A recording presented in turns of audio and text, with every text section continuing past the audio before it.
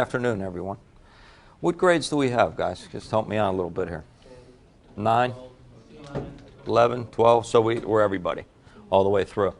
For you 11th and 12th graders, let me see who you are, okay? Can't always tell by looking anymore. You guys look young. The older you get, the younger everybody looks. It's just a little tidbit of advice as you get older. But you guys are in all of you are in a time of your lives and so forth when you're in high school, when you're starting to become upperclassmen, to make decisions. You know, there's lots of decisions to be made, and there's lots of pressure on you. You know, your parents are asking you where you're heading, you know, what you're going to do. You know, within yourself, you're wondering, you know, what career path am I going to take? And they're very difficult to make. You know, I'm 58 years old, but I can remember, you know, just struggling with what is my decision? Where am I going to go in life? How am I going to make a living? You know, we have a few more coming here. Okay. Come on in, have a seat. A sign-in sheet will be around, guys. I'll just sign it for you. Do you guys know if there's any more coming? Yeah, there's a couple more. There's a few more? Okay. Well, I'll just keep on babbling here for a few minutes until they get here. But, you know, you're in a very, tumultuous time. I can remember just wondering, where am I going to go? What am I going to do? And oftentimes, adults and the people that we, work with lead us, and that's what they try to do. And they're doing it for our good. They want you to choose a career path that is going to be beneficial for you. That's what they're trying to do for you. And you guys, as high school students, as young students, getting moving, you're worried about the future. Plus, you're resistant to some extent. Okay, to be perfectly honest with you, it looks like everybody's like right here. I could kind of just do that, but you resist a little bit because you don't want to make that decision. You want to have fun. Let's face it. You want to play ball. Anybody play ball here? Anybody sports? Okay, hockey, soccer, football, baseball. You name it. Track, whatever you may do. When I was in school, I played some sports. I boxed. That's what I liked to do whenever I was younger. It's a good sport. I wasn't good at it, to be perfectly honest with you. I lost most of the fights I was in, but it was a good training. It was a good thing to do. But you enjoy that. That's what you do. And then when you start to think about your future and you start to think about your career, you start feeling stress and you start feeling anxious for some of the first times in your life because you're having fun. The holidays are here. You can't wait. I know Santa's on his way. I listen to him come down the chimney every year and gives me a tie or some cologne or something.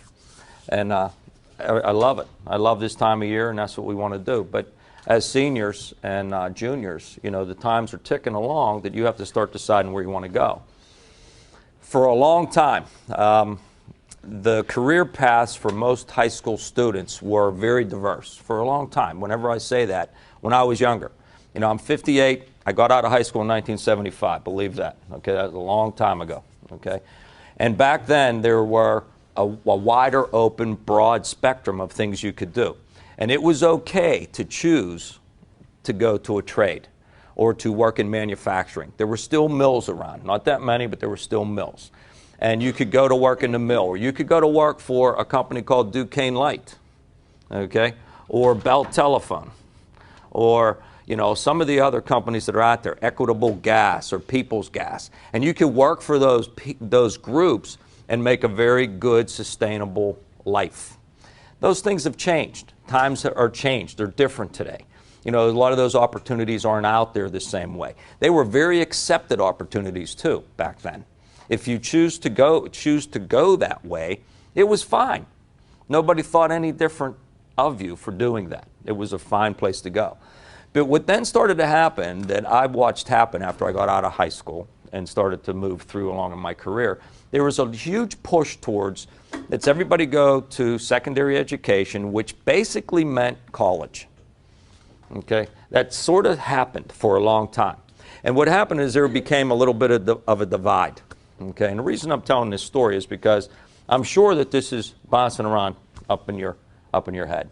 You know, there's a divide between those that work with their hands and physically do things, and those that go off to college and do things that aren't necessarily physical and work with their hands.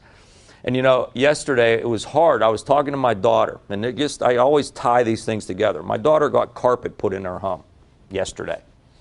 And over the weekend, I said to my daughter, I says, now, hon, we have to move everything out of these rooms. And my daughter says, no. We talked to the person that said they're going to do the carpet, and the guys that are going to install are going to move it. I says, listen, I said, do you understand that this man's going to come to your home, or young lady, going to come to your home, and going to physically work to install carpet into your home? But you want them to work hard just so they can work. And she couldn't get it. I said, so you want them to move all your furniture from one room to another room and do all this stuff so that they could then work? So my daughter, as much as she knows her dad and as much as she understands, there's a disconnect between people that have become professional and people that work with their hands. The disconnect has become so broad that it almost seems as if working with your hands is taking the second career path, or a career path that's less acceptable. Well, what I want to try to do for you today is explain to you something. I want to try to explain to you that it's not a second choice, it's a different choice. I have a neighbor that continually talks about construction people. He was a safety director for the Port Authority of Allegheny County. You guys know what the Port Authority is? The buses. So he was the safety director. Now that is a position, that's a professional position, okay? And he continually talks about the differences between the professional people and construction people, okay? Well, I'm here to tell you that construction people are very professional people also. It's just a different career path. It's different. It's not a career path that you go to college for and then work in an office environment. Okay, we build the office. Okay, we build the buildings that people work in. This building, okay, your guidance counselors, your instructors, okay, they work inside this building. They're professional people, and they carry themselves just that way, very professionally. But what I want you to realize is the people that put this building together, they're professional people. It takes an awful lot of skill and understanding to do that. Now, who's good in math in here? Who's a pretty good math person? Just one of you? 2, 3, 4? Okay? Okay, now, mathematics are so important. Okay? Who's thinking about engineering? Anybody thinking about engineering? Okay? All right? Engineering is typically tied with mathematics. But let me just ask you a question. If you take a look at any roof, take a look at that roof out there. See how it's pitched? See how it goes backwards? Okay? Now, there are pieces of structural steel that hold it up in the front and hold it up in the back. And there's beams that connect those two things. Mathematically, from the minute that they put a shovel in the ground to get all the way to that roof, all the way down in the dirt, mathematics had to apply for the elevations of all those beams so that they ended up doing exactly what they wanted them to do at the end. That's mathematics. Not only is that mathematics, the person that put the bolts in the ground, set the steel beams, brought it all up there, and made that happen, had to be able to understand all those dynamics as they were building that. So as an engineer designs it, someone then builds it. Okay? So those people that build it have to be able to handle that type of thing. And let me ask you another question. What are we doing right now? What am I trying to do for you? I'm talking, and you're supposed to be doing what? Listening, okay? And being able to pay attention. So what was that basically called? Is that called communication? Do you think that's a skill? What do you guys think? Is that a skill? Absolutely. When you're on the job site, being able to communicate and discuss things is as important, being able to say it is as important as somebody being able to hear it. Okay, typically what we don't do is teach people how to hear what someone's saying. We're always talking about how to verbalize it, how to write it, how to do what we do. But typically we don't sit down and say, hey, this is how you should listen. Okay, do you like the Super Bowl? That's coming pretty soon, right? You guys watch the Super Bowl on TV? You know how long the commercials are on the Super Bowl? You have any idea? No, they're not a minute. How many? 30. Try it again. 15.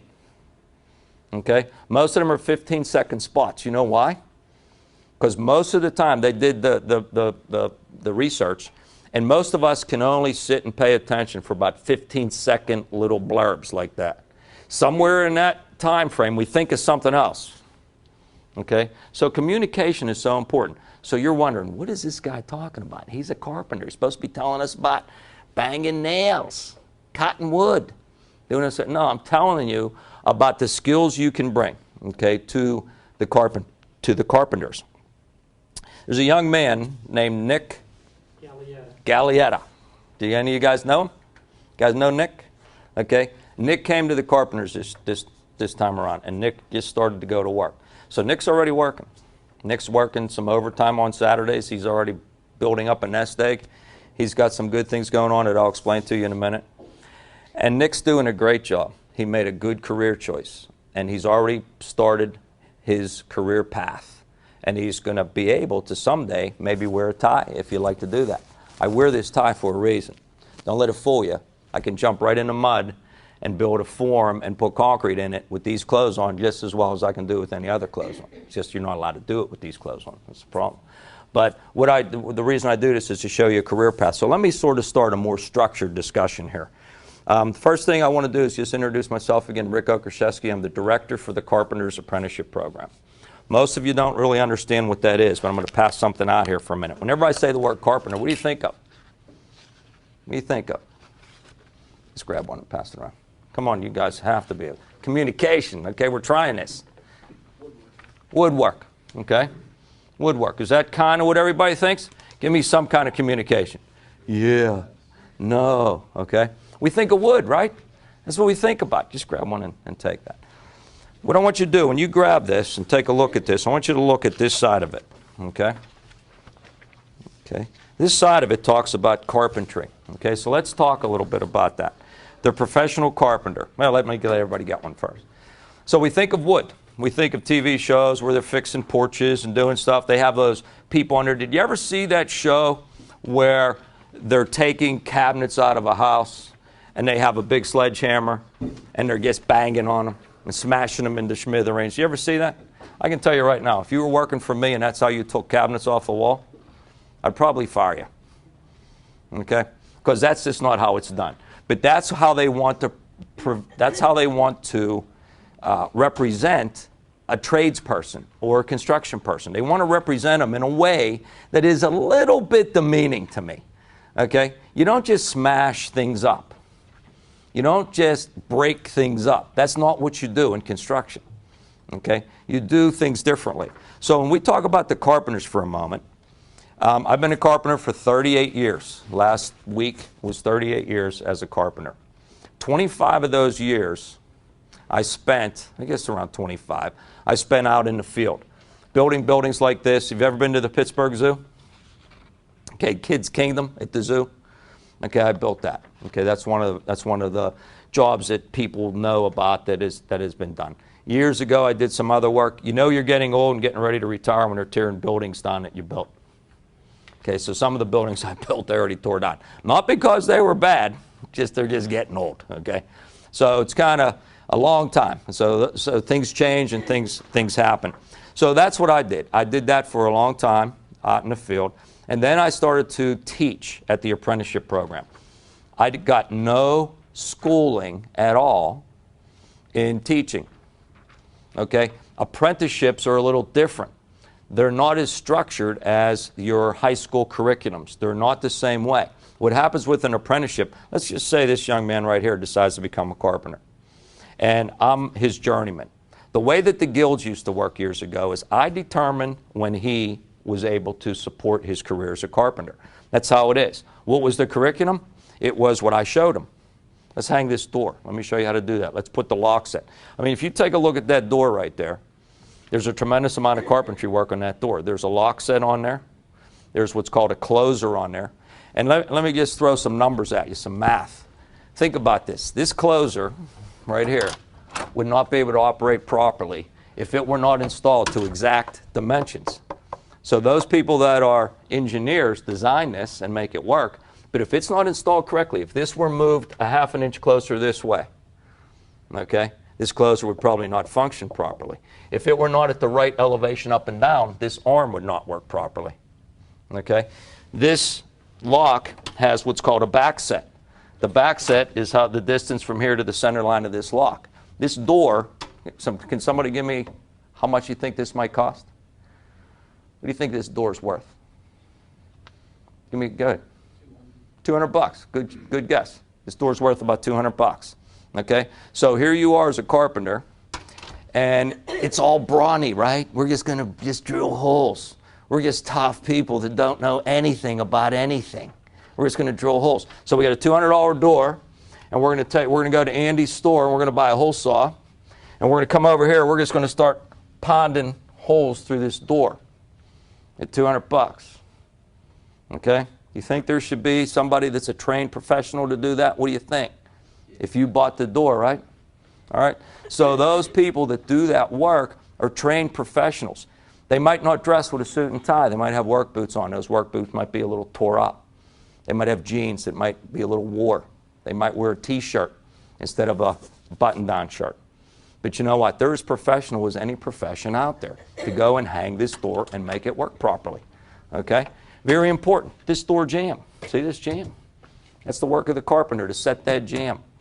Okay, it has to be set plumb. Do you guys know what plumb is? Plumb is level this way. Okay, we know what level is, right? Okay, plumb is level this way. So the carpenter is very professional when you boil it down. That's the kind of work I did for a long time. Then I started to teach. So here you are, a guy that's in the guild, and you're working for me, and I'm teaching how to do that. Once you master that, I'm going to take you off and say, hey, let's put this ceiling up. And you do the ceiling. So once you learn how to do that, I'll then say you can do that.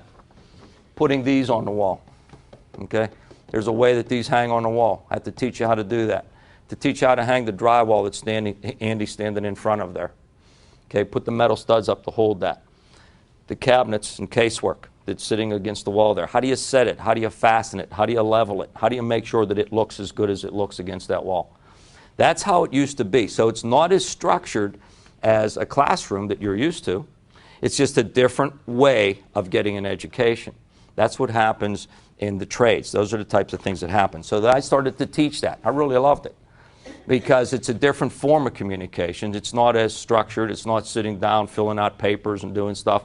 You're working right with me hand to hand. I'm telling you, hey, get this tool, get that tool, and so on and so forth. So it's pretty interesting stuff that you do. So that's a little bit about me. Right now I'm the director of the program, and what I'm supposed to be doing is looking out in the future, seeing some new opportunities for us, seeing what we can do to do better, see what we can do to inspire young people to make a career path to head our direction. So it's important. So if you take a look at this, okay, who are the carpenters? We're carpenters. This word professional carpenter, that's actually, we want to change that a little bit. We want to call that the commercial carpenter. Commercial carpenters build buildings like we're in today. Hospitals, sports arenas, things like that. That's what they do. Those are the kind of buildings that they build, okay? Then you have what's called the floor coverer. What do you think a floor coverer does? Let's keep this going back and forth a bit. Go ahead, sir. Covers floors. With what? What do you think? Help me out. Carpet. Hardwood. Linoleum. Very good. This is a smart guy. What else? Tile. Tile. Okay. How about a word called forbo? Anybody ever hear that? You guys ever hear green construction? Have you guys ever heard go green? You guys heard of that? See, you young people are hearing that. And that's a good thing. For years and years, we burn up stuff and we didn't really appreciate nature and what we did. We burned things up, but now green is very important. There's a floor called forbo. Forbo is used in hospitals. I don't know if your school has it or not, but it's a product that gets laid down. So that's what floor covers do. You guys know what that kind of floor is that's outside in your building there that you're on? Anybody know? Okay, that's terrazzo. That's called thick set. That's actually thick set terrazzo, I think. That's real terrazzo, I think. And that's ground, and that's done by the wet trades. That's cement finishers that do that. So that floor covers do that kind of stuff. Pile drivers. What do you think pile drivers do? You see what it says there. Drivers expertly and efficiently maneuver huge construction equipment to drive metal, concrete, wood piling into the earth during the early stages of construction. If you ever driven by a bridge being built, and you might hear the sounds of boom, boom, boom, boom. What they do, you guys mind if I draw on the board a little bit here? What a pile driver does is, let's think of this for a minute. Let's see if I can use some visuals to help out. Let's just say this is the earth we're standing on, okay? So here we are. We're standing here like this. Okay? Underneath, there's a lot of subsoil underneath there. Lots of different types of earth. Did you ever dig a hole in your yard to plant a tree or to help somebody do something? It looks like the top's real soft, okay? You might get the first shovel in, then you start digging down. Next thing you know, you start hitting different kind of soil, okay? So there's different types of soil underneath the earth, different layers that go down under there. All right, so if you're building a house, let's see. Anybody ever done any construction work at all? Help somebody build a house? Heard about anything like that? Have you? This guy is all over it. You guys, somebody better jump up. He's getting he's going to get the prize, okay? You guys didn't know there was a prize today? Okay, going to get the prize. So you pour what's called a footer, guys. On that footer, there's block laid, and then a house is then built after that, okay? A house then gets built on top of that. That footer has to rest on soil that can support that house. What happens in commercial buildings like we're in today is if the soil can't hold the load that's going to come down on this building, then what has to happen is either beams have to be driven in the ground, so they're driven in until they get down to solid soil, or a hole is drilled in the ground, okay? And that hole is then filled with concrete. All right, and that's what pile drivers do. It takes big equipment to do that, and then on top of that area could then be, we'll call it a footer, but it's called a pile cap. And then the building can then be built on top of that, okay? So that's what pile drivers do. Also in the river, if you've seen in the river those round cells that are by PNC Park, those are called mooring cells. And they get driven into the river in order to moor something up against. So river rescue is moored up against the mooring cell, and those are driven down into the river. If they have to build a bridge to get across the river, you say to yourself, well, how do they put the pier in the middle of the river? They put what are called cofferdams. So if this is the river flowing down like this, they drive into the bottom structure below the riverbed. They drive sheets in and create a box. Then they pump out all the water out of the inside. Then they get down inside of there and dig their footers, and then up comes the pier. And then when they pull all this back out, the river goes like this, up this goes, and your bridge is then built on top of this. Okay? And that's what pile drivers do. Pretty neat stuff. It's heavy duty. If you like heavy equipment and things like that, that's part of the carpenters. Now you might wonder, why are the floor covers and why are pile drivers part of carpenters? Well, because those things, those trades were done with wood. A lot of floors years ago were wooden floors. Piling was made out of wood years ago. Okay, so it just remained historically the carpenter's job. Heavy construction. Heavy construction are bridges and roadways. I'm going to draw something for you, and let's see if you guys have ever seen this before. You're driving over a bridge and you see something that looks something like that next to the roadbed. You ever see one of those things alongside of a bridge? Okay, these are called Jersey barriers. Okay, this is the bridge deck right here. The bridge decks are made many different ways. When bridges and roads, and anybody see 60 Minutes? Probably not. You guys would not watch 60 Minutes. Sorry I even asked that question. But 60 Minutes had a report on Pittsburgh. Pittsburgh has the most bridges in the world. Okay? We have a group of people that do nothing more than build and repair bridges in the city of Pittsburgh and surrounding parts of the state. Okay? It's a huge thing. So you might not think engineering's involved, or you might not think professionalism's involved, or you might think that it's all just real simple. These Jersey barriers, the angle that this is right here, okay, and I don't know what it is. I don't know what that angle is. But they were designed so that if your car would run up against the Jersey barrier, the way that those are designed is so your car continues to go straight down the road. They did extensive engineering to determine if the way that angle was, if you hit into it with your car, would it throw you over? Would it flip you over? What would it do? So the angle of that Jersey barrier, believe it or not, is on a specific angle that if your car runs up against it, it'll want to keep you going straight. So it's very important to understand that the carpenters, when they build those forms, have to build it on a specific angle, no matter if you're going around a radius, if you're going up or down a hill, no matter what you're doing. Okay? So it's important to understand that that's what happens. So building the bridges and roadways are what the heavy highway construction people do. They also work on hydroelectric dams, on locks and dams. You guys know what a lock is in the river? Where you get in, the water comes in, lifts you up, or lowers you down. So those are the kind of things that we do there. So think about this. In order to build a lock in the river, the pile drivers have to go in to pull the water back. Then the heavy highway carpenters go in there to build all the formwork to build the lock, okay, or the dam. All right. A few years back in Braddock, there's a dam. It was built in dry dock. In other words, it was built on land, then it was flooded and floated down the river. Did you guys know that? You're pretty young. You were real young when that happened. But in order to float anything, all you have to do is dispense away more water, weight, than what the object weighs. So if something weighs 15 pounds, and you can make the bottom of it big enough to dispense 15 pounds worth of water, it'll float. Okay? So this huge dam was built out of concrete and floated down a river and then sunk. So that's the work of the carpenter. They were heavy highway guys.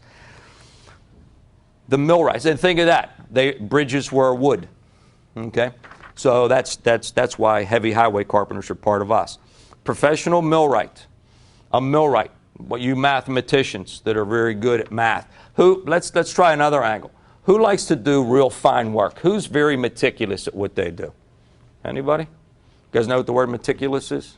It's like being very accurate or watching what you're doing. Okay, if you like that kind of work, okay, millwrighting, what they do is they set turbines in power plants. And I kind of have to work on my drawings here a little bit, but a turbine, what it does is it spins and it generates electricity. Okay, so the millwrights set the turbines in the power plants. That's what generates electricity that we're enjoying today. So a carpenter had something to do with the power that's coming through the cords, through the lines, and lighting up our classrooms or operating our TVs or whatever else we're using for. So that's what carpenters do. Once again, why is it a carpenter? Did you ever go to an old mill and you see the gears? Gears are made out of wood years ago. It's just part of what we've attritioned into as carpenters. Then the cabinet maker. We kind of know who they are. The cabinets are sitting right there. Okay? They're made with Formica. There's lamination. There's an awful lot of work that goes on to there. It's a different part of the trade. So let's explain a little bit. So you understand carpenters just don't work with wood. They work with lots of other products. Okay? I've been a carpenter now 38 years. Wood was probably maybe 10% of my career. Working with wood, most of it was metal, drywall, concrete, formwork, finished products that I was using, different kind of products, things like this, things like these boards. So if you want to look at opportunities, if you like any one of those things, like say, hey, I'm really good at math, and I really dig this thought process of putting in these turbines and these power plants. I mean, it's cool work. These guys make a lot of money. I'll explain money in a few minutes, and that usually perks you right up. Yes, Lou. Oh, is that what I got left? I better get moving. Okay, so out of these groups, we have at our Pittsburgh Training Center, which is this one right here, we have about 900 apprentices. Out of all these groups, 700 of them are these people right here, or the professional carpenter. The other 200 are broke up amongst the others. There's little less opportunity there. Okay, thanks for giving me the heads up, or I would have just kept spewing all afternoon. Okay.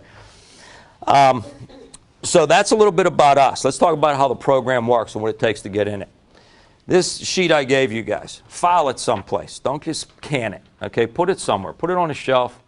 Put it somewhere that you can go back and get it. Because what I want you to do is just give it a thought. Open up the old cranium and think about the possibilities. Here's what you do. To get into the program, there's a test. When you look on here, there's kmlcarpenters.org. Get in there, click on Apprenticeship and Training, and it'll show you a sample test to get into our program. Okay, so there's a test, and then there is an interview. Okay? So that's how you get in. You get ranked and then you're selected by county. That's how we do it. Okay, by Allegheny County, Beaver County, Butler County, you name it. And that's how we take it. So depending on how many people that we think we need to fill the need is how many people that come into the program. This year we took 300 apprentices into our apprenticeship program. Okay, 300.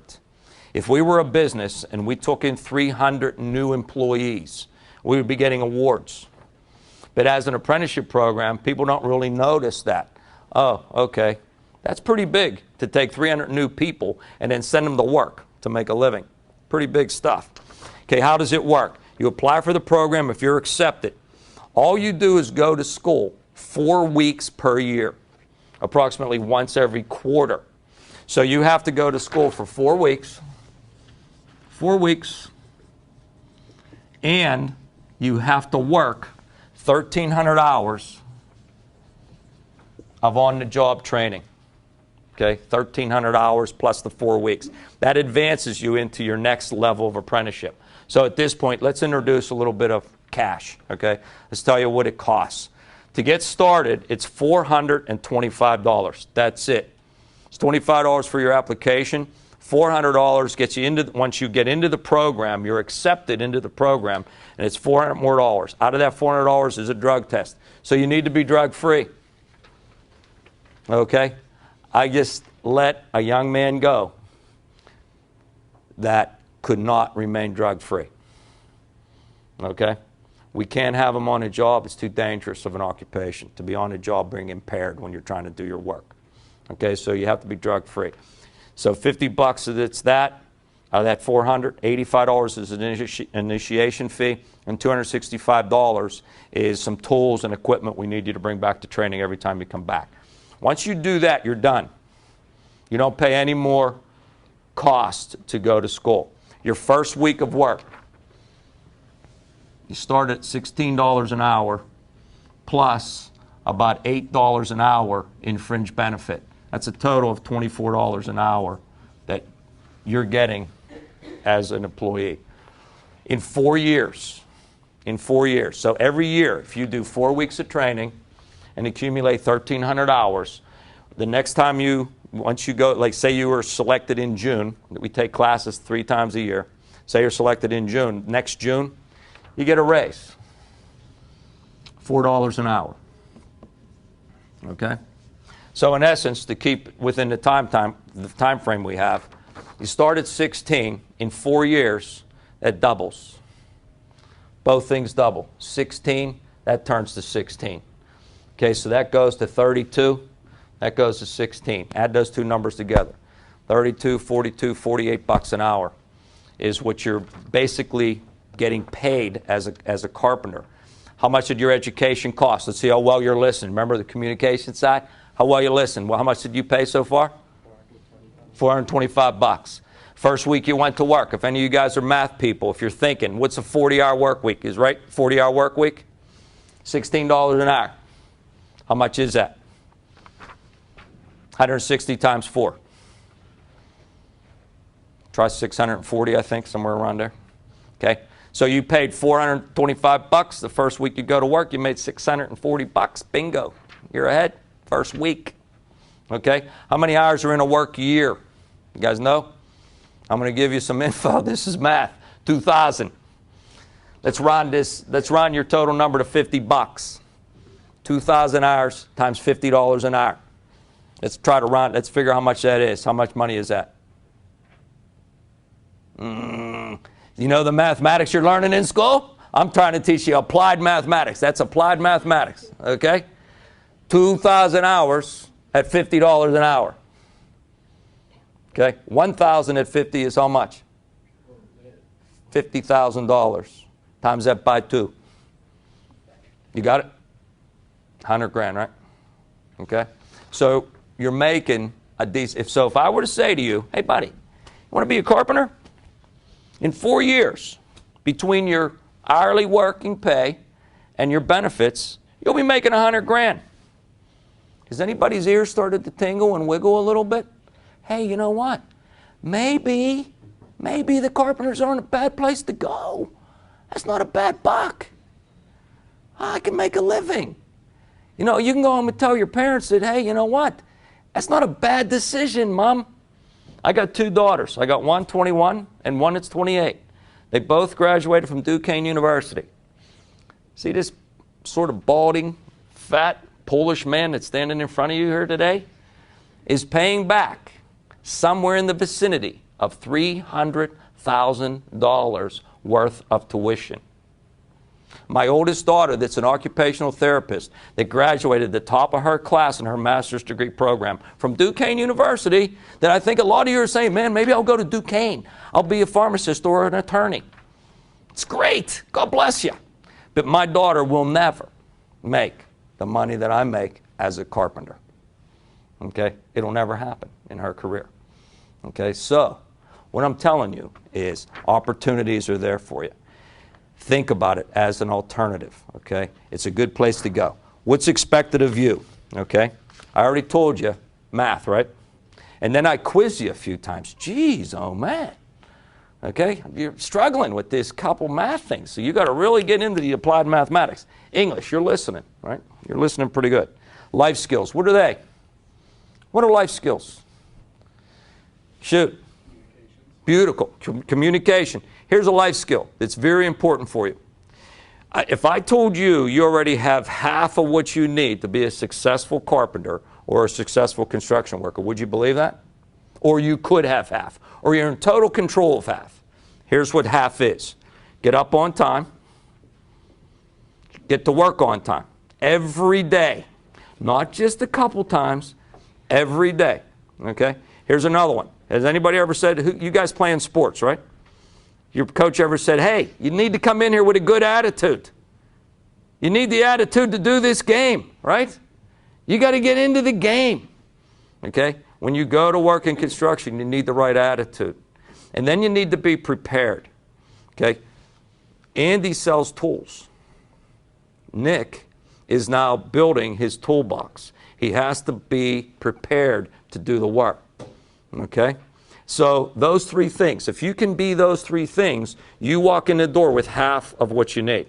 The rest of it, we help teach you at the apprenticeship school, or you learn it doing the 1,300 hours of on-the-job training. That's almost perfect.